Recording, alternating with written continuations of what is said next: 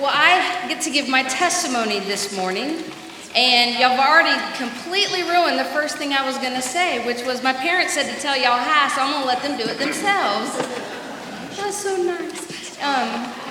The other thing I wanted to tell you is that I love to take pictures. So as tradition in my first 2 appointments, y'all, I hope y'all did your makeup.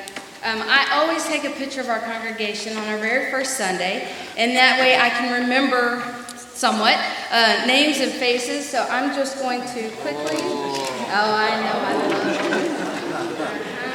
Yeah, there you go, Ralph. All right. How about the song sheet? All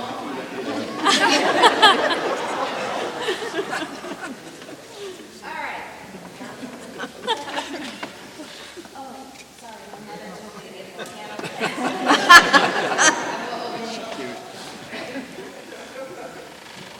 Now that's out of the way. I'm also apologizing. You get my backwash. I'm going to have some of your water. When Colonel Seiler called and said, guess what? You're moving to Clearwater. I honestly said, no, I'm not. I said, thank you very much for the offer, but I choose not to take it.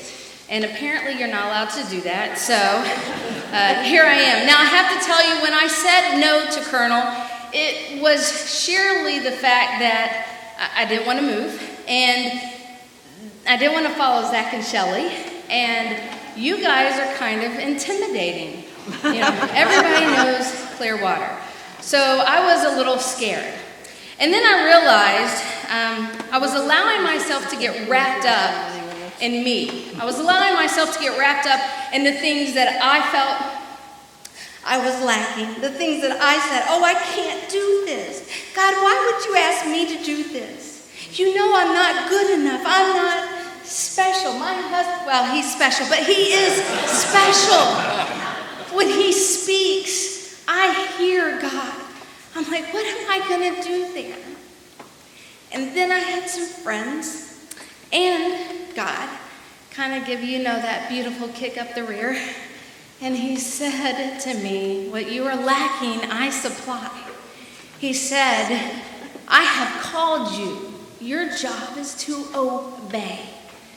So he reminded me of a scripture that he gave me when I felt his calling to officership. I want to share that with you now. It's Proverbs chapter 3, starting at verse 21 through 26. It says, my son, Liberty is my daughter, do not let wisdom and understanding out of your sight. Preserve sound judgment and discretion. They will be life for you, an ornament to grace your neck. Then you will go on your way in safety, and your foot will not stumble. When you lie down, you will not be afraid. When you lie down, your sleep will be sweet.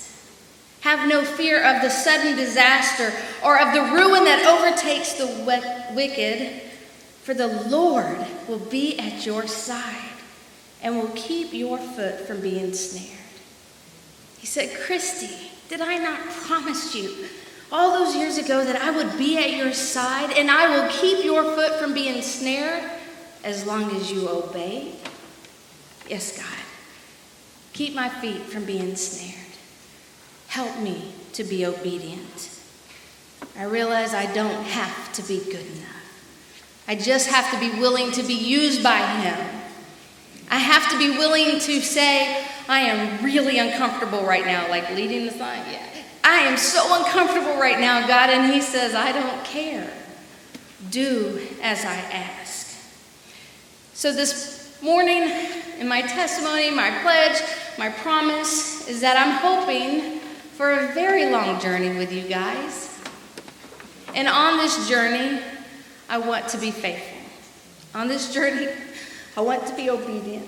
And I am so looking forward and I am so excited that I get to do this with you. I'm excited that I already know that I have been prayed for. And I will continue to be prayed for.